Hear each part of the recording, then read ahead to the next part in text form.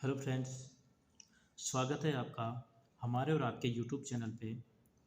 आज के इस वीडियो हम देखेंगे सर्कुलेटरी सिस्टम। इससे पहले हमने एक्सक्रीटरी सिस्टम का अध्ययन किया था। तो आज एक नया ही टॉपिक स्टार्ट करने जा रहे हैं जिसका नाम है सर्कुलेटरी सिस्टम यानी कि परिसंचरण तंत्र। उससे पहले हमने उत्सर्जन तंत्र का पूर्णतया से सटीक रूप से अध्ययन किया था। आज एक नया टॉपिक स्टार्ट होने जा रहा है जिसका नाम है सर्कुलेटरी सिस्टम, जो कि अपने आप में एक बहुत ही इम्पोर्टेंट चैप्टर है। तो स्टार्ट करते हैं परिसंचरण तंत्र। देखो, परिसंचरण तंत्र में हम इसमें ब्लड भी पढ़ेंगे और इसके अलावा जितने भी कनेक्टिव टिश्यू है और हार्ट है। तो इससे पहले हमने ब्लड का अध्ययन कर ही लिया था इससे पहले, और आज हम पढ़ेंगे सर्कुलेटरी सिस्टम में हार्ट का अध्ययन। देखो, सबसे पहले इसकी अगर सर्च की बात करें तो एक वैज्ञानिक थे जिसका नाम था विलियम हॉर्वे। विलियम हॉर्वे ने सर्पों में परिसंचरण तंत्र की खोज की थी। यानी कि अगर हम इसकी डिस्कवरी की बात करें कि जो सर्कुलेटरी सिस्टम है इसको सबसे पहले किसने खोजा था? विलियम हार्वे ने खोजा था। इसलिए इसे फादर ऑफ सर्कुलेटरी सिस्टम भी कहा जाता है। यानी कि अगर हमसे पूछ लिया जाए कि सर्कुलेटरी सिस्टम के जनक कौन है, तो विलियम है। ठीक है। और अगर हम इस सर्कुलेटरी सिस्टम की उत्पत्ति की बात करें तो ये कैसी होती है, इसका उत्पत्ति जनन कैसा होता है? मीजोडर्मल होता है। यानी कि जो भ्रूणीय अवस्था में जो लेयर पाई जाती है, एक्टोडर्म, मीजोडर्म, एंडोडर्म, इन्हीं की वजह से सारे ऑर्गन का डेवलपमेंट होता है और इनकी वजह से इनकी उत्पत्ति होती है। तो परिसंचरण तंत्र की जो भी उत्पत्ति है मीजोडर्मल है। अब हम आगे देखेंगे कि जो परिसंचरण तंत्र होता है यानी कि जो सर्कुलेटरी सिस्टम होता है वो कई सारे जीवों में बंद प्रकार का होता है, खुला भी होता है। तो उसी आधार पर हम इसको अलग अलग भागों में देखेंगे। खुला व बंद परिसंचरण का आरंभ, देखो, खुला व बंद परिसंचरणों का आरंभ यानी कि सबसे पहले अगर हम जीवों में भी देखें कि जो ओपन एंड क्लोज जो सर्कुलेटरी सिस्टम है इसका सबसे पहले आरंभ कहाँ से हुआ? इसका हुआ एक संघ होता है जिसे हमने अभी पढ़ा नहीं, आगे के वीडियो में देखेंगे। फाइलम जिनको एक संघ है एनिलिडा। एनिलिडा से ही इसका आरंभ हुआ कि किस प्रकार से परिसंचरण तंत्र खुला होता है और किसका बंद होता है। तो इसी आधार पर परिसंचरण तंत्र को दो भागों में बांटा गया। एक तो है खुला परिसंचरण तंत्र, ठीक है, और दूसरा है बंद प्रकार का परिसंचरण तंत्र। अब हम ओपन सर्कुलेटरी सिस्टम की बात करें, ओपन सर्कुलेटरी सिस्टम की बात करें तो इसमें हम देखेंगे कि रक्त कोशिकाएं अनुपस्थित, यानी कि ऐसा ब्लड सर्कुलेशन जिसमें ब्लड सेल्स एब्सेंट होती है और रक्त का प्रवाह ढे गुहा में होता है। यानी कि जो सीलोम है यानी कि जो गुहा पाई जाती है उसी में ही ओपनली ही ब्लड का फ्लो होता है। यानी कि बंद प्रकार में क्या होती है कि जो ब्लड वेसल्स ट्यूब पाई जाती है यानी कि नलिकाओं में रक्त का स्त्राव होता है, यानी कि नलिकाओं में रक्त बहता है। यहाँ ऐसा कुछ भी नहीं होता, यानी कि रक्त केशिकाएं नहीं पाई जाती है। ब्लड का प्रवाह कैसा होता है? देह गुहा में होता है। एग्जाम्पल की बात करें, हमने देखा है कि बंद दो प्रकार का किस में होता है? एनिलिडा में। तो जैसे कि जोंक है और इसके अलावा सभी आर्थ्रोपोड्स है। आर्थ्रोपोड्स एनिमल्स वो होंगे जिनके शरीर जॉइंट जैसे होते हैं, जैसे कि स्पाइडर, कॉकरोच हुआ, ठीक है। और जोंक, एनिलिडा, इसके अलावा जोंक एनिलिडा में आएगी। सभी आर्थ्रोपोड्स है, अधिकांश मोलस्का जिसमें हार्डमानिया है, ठीक है। ये तो हो गया खुला परिसंचरण तंत्र यानी कि ओपन सर्कुलेटरी सिस्टम, जिसमें ब्लड का प्रवाह कैसा होगा?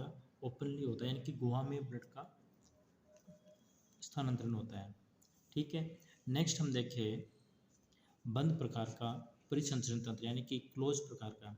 इसमें क्या होती है? केशिकाएं उपस्थित होती है, उसमें केशिकाएं अनुपस्थित थी। अगर केशिकाएं अनुपस्थित होगी तो ब्लड कहाँ से बहेगा? यानी कि जितने भी वेसल्स ट्यूब यानी कि वाहिकाएं जो भी होती है, ट्यूब होती है ब्लड के प्रवाह के लिए, वो उसमें नहीं होती, यानी ओपनली बहता है। और इसमें क्या होती है? रक्त केशिकाएं पाई जाती है, यानी कि ब्लड सेल्स पाई जाती है जिससे क्या होता है कि रक्त कभी भी देह गुहा के प्रत्यक्ष संपर्क में नहीं आता है। यानी कि बंद प्रकार का परिसंचरण तंत्र किसमें होगा? ऐसे जीव जिनकी कोशिकाएं में, जिनके ब्लड में क्या होती है, केशिकाएं या ब्लड सेल्स उपस्थित होती है। एग्जाम्पल की बात करें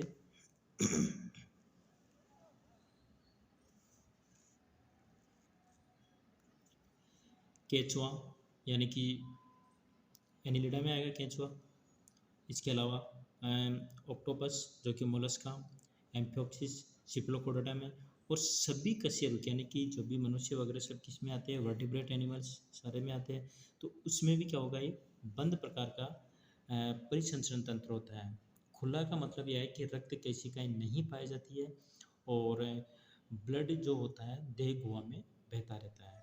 इनमें क्या होती है, रक्त केशिकाएं पाई जाती है बंद में, और ब्लड में, और रक्त कभी भी देह अंगों के प्रत्यक्ष संपर्क में नहीं आता है। देखो यहाँ अगर इसको देखें बंद प्रकार के परिसंचरण तंत्र को, यानी कि जो क्लोज सर्कुलेटरी सिस्टम है, इसको हम देखें तो ये हार्ट है। हार्ट से देखो हार्ट से हमने देखा ही था, पढ़ते आ रहे हैं चीज़ों को, कि अगर शिरा पश्चिमा शिरा से अशुद्ध रक्त आता है, ठीक है, फिर यहाँ से ब्लड शुद्ध होके, या फिर यहाँ से समझो आप कि ये अशुद्ध रक्त, ठीक है, यहाँ से समझ लो इस चीज़ को डायग्राम से। हार्ट से शुद्ध ब्लड आया, ये ऑर्गन है, ऑर्गन को इन्होंने क्या दी, ऑक्सीजन दी। अब जैसे ही ऑक्सीजन दी तो ब्लड कैसा हो गया, डीऑक्सीजनेट। फिर कहाँ से चला गया वापस हार्ट में, यानी कि लंग्स से हार्ट में, फिर हार्ट में वापस क्या, लंग्स में क्या हुआ, ऑक्सीजन ली, यहाँ ब्लड का शुद्धिकरण हुआ, और फिर ब्लड वापस ऑर्गन को, सेल को, इनको देता रहता है। ये क्या हो गया, एक तरह से ब्लड केशिकाओं में, सिरिकाओं में, धमनियों में, इनमें बहता रहता है। तो इसी आधार पे क्या होता है कि बंद परिसंचरण तंत्र जो होता है वो क्या होता है, केशिकाओं में उपस्थित होता है, और खुला परिसंचरण तंत्र जिसमें रक्त केशिकाएं नहीं पाई जाती है। ठीक है, नेक्स्ट हम देखें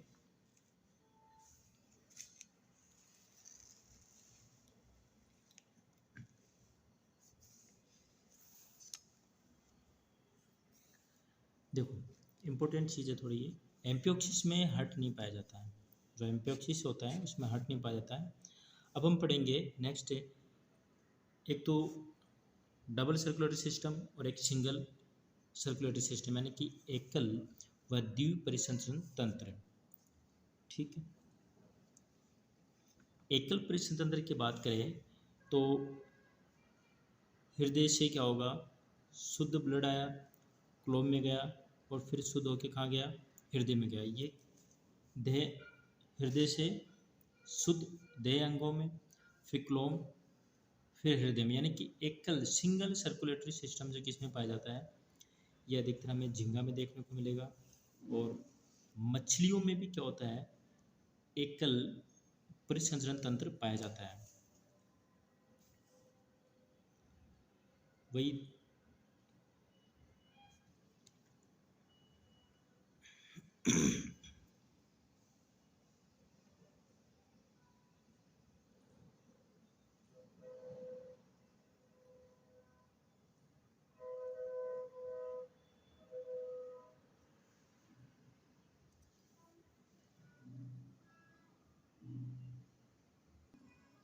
देखो एकल जो परिसंचरण तंत्र होता है, इसमें क्या होता है कि जो शरीर में जो एक पूर्ण चक्र होता है, वो क्या होता है, जैसे कि एक शरीर में एक पूर्ण चक्र हुआ तो उस दौरान रक्त केवल अशुद्ध या फिर शुद्ध होगा। देखो इस पूरे संचरण के दौरान ब्लड कैसा हो, यहाँ शुद्ध, फिर क्लोम के पास, देहंगों से क्लोम में गया, क्लोम से फिर वापस क्या है, शुद्ध, या तो शुद्ध होगा या फिर अशुद्ध रहता है। ठीक है, केवल एक ही बार सर्कुलेटरी सिस्टम होता है। झींगा में ब्लड का सर्कुलेशन कैसा होता है, शुद्ध के रूप में, और मछलियों में कैसा होता है, ब्लड का सर्कुलेशन अशुद्ध के रूप में होता है।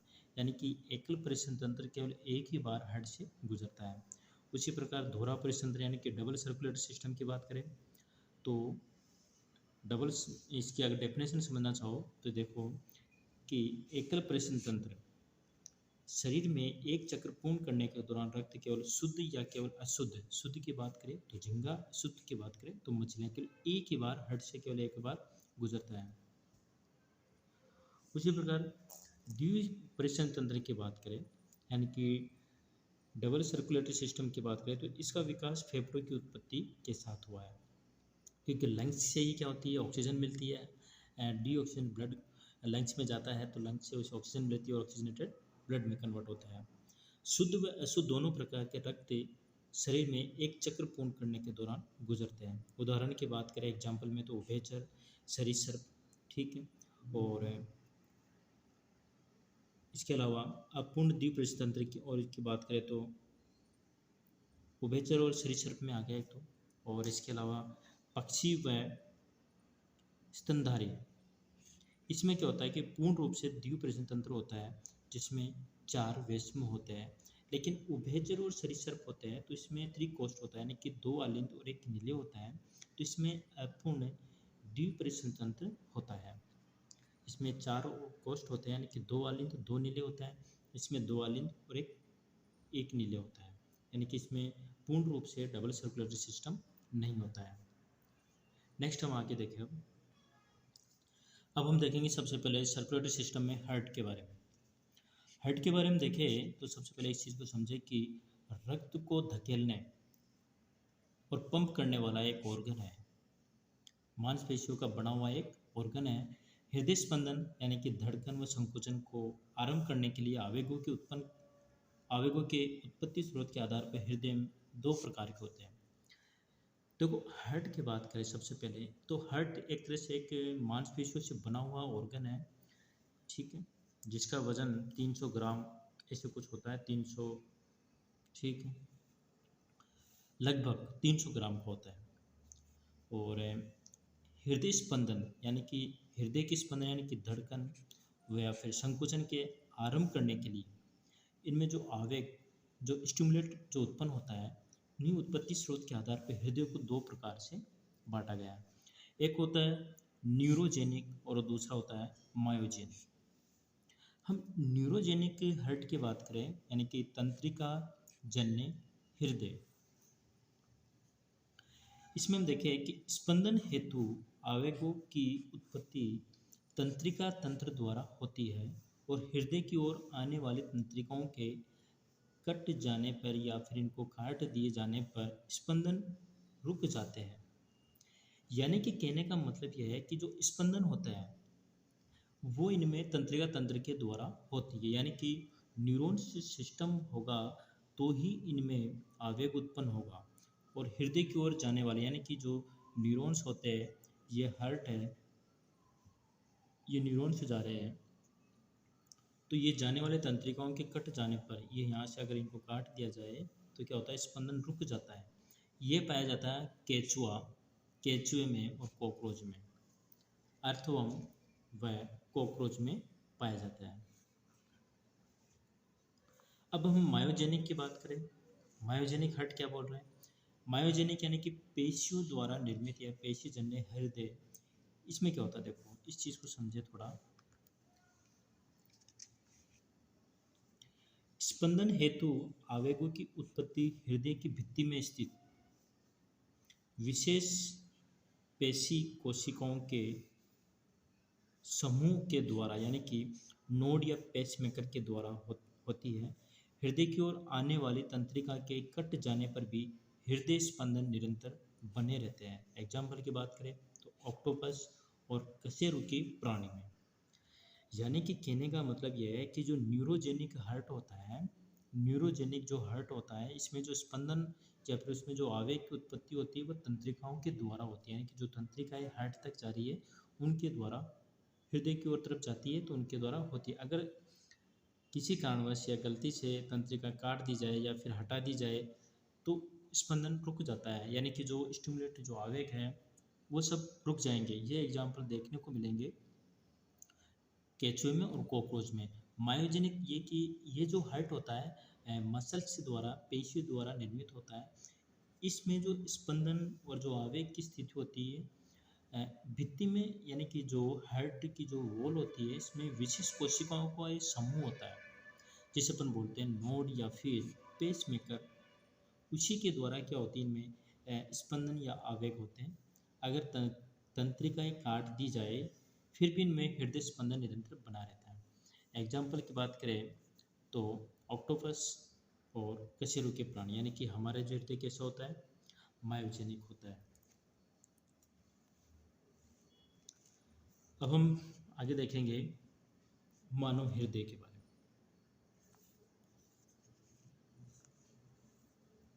मानव के हृदय में देखें, अगर हम इसकी लंबाई चौड़ाई की बात करें तो 12 × 9 सेंटीमीटर का होता है। आकार है इसका, और 300 ग्राम का होता है। और किधर होता है अधिकांश, यानी कि मेडिस्टेनम, यानी कि बाईं ओर स्थित होता है। यानी कि एक मिनट, हमारा हृदय है वैसे मेडिस्टेनम होता है, लेकिन हृदय का अधिक भाग बाईं ओर झुका रहता है, इसलिए हम बाईं की तरफ बोलते हैं कि हमारा हृदय बाईं ओर स्थित है, बाकी मध्य में स्थित रहता है। हृदय की भित्ति के चारों ओर एक पेरिकार्डियम आवरण पाया जाता है, यानी कि हृदय के चारों ओर का जो आवरण होता है उसे हम क्या बोलेंगे, पेरिकार्डियम। इस जो सेल वॉल होती है हार्ट की, इसी झिल्ली और हृदय की भित्ति के मध्य एक द्रव भरा रहता है, इसे अपन बोलते हैं पेरिकार्डियम फ्लूइड उपस्थित होता है, जो भित्ति सतह के घर्षणों को घटाता है। कहने का मतलब जो हमारा हार्ट है, यानी कि ये हमारा हार्ट है, तो हार्ट के चारों ओर एक भित्ति पाई जाती है, इसे अपन बोलते हैं पेरिकार्डियम। ये आंतरिक आघातों या बाहरी आघातों से, यानी कि जो कुछ दुर्घटना या ट्रेजिडी से कि द्रव क्या होता है, इसको बचाने का कार्य करता है, यानी कि हार्ट को पिचकने से बचाता है। नेक्स्ट हम देखें कि हृदय की भित्ति कैसी होती है, त्रिस्तरीय होती है, यानी कि हृदय जो होता है 3 लेयर का बना होता है।